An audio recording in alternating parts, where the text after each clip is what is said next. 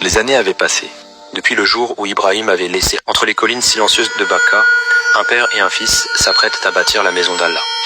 Voici la troisième partie de l'histoire d'Ibrahim, l'homme qui a transmis le message divin. Les années avaient passé. Depuis le jour où Ibrahim avait laissé Hajar et leur fils dans la vallée de Bakka, le désert avait poursuivi son œuvre. Il avait sculpté les pierres, creusé le silence et forgé Ismaël. L'enfant abandonné était devenu un jeune homme, fort, endurant, pieux. Il avait grandi entre les bras d'une mère courageuse et la présence invisible du Très-Haut. Et puis un jour, Ibrahim revint.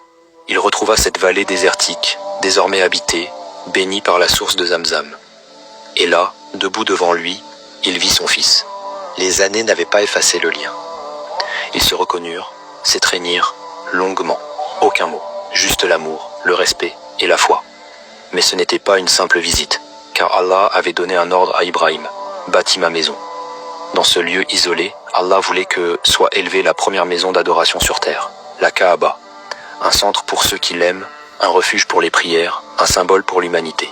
Ibrahim et Ismaël acceptèrent cette mission sacrée. Ils choisirent un emplacement entre deux collines.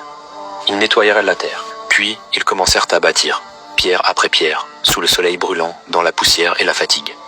Ismaël apportait les pierres, Ibrahim les plaçait, et à chaque pierre posée, leurs voix s'élevèrent vers le ciel. Seigneur, accepte cela de nous. Tu es celui qui entend tout, celui qui sait tout. Jour après jour, mur après mur, la maison prenait forme.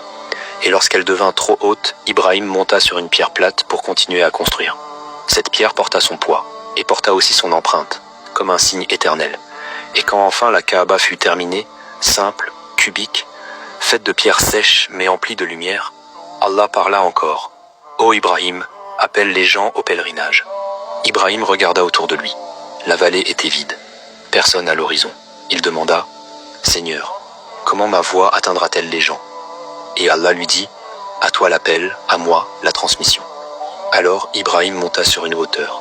Il ouvrit grand les bras, et il cria de toute sa force « Ô gens, accomplissez le pèlerinage vers cette maison. » Et Dieu fit voyager cet appel à travers le temps, les montagnes et les âmes. Il franchit les siècles. Il traversa les terres. Et aujourd'hui encore, chaque pèlerin qui répond à l'appel de la Mecque répond à cet appel-là. Celui d'un homme seul, dans un désert vide, mais qui parlait avec la force de la foi. Entre les collines silencieuses de Bakka, un père et un fils s'apprêtent à bâtir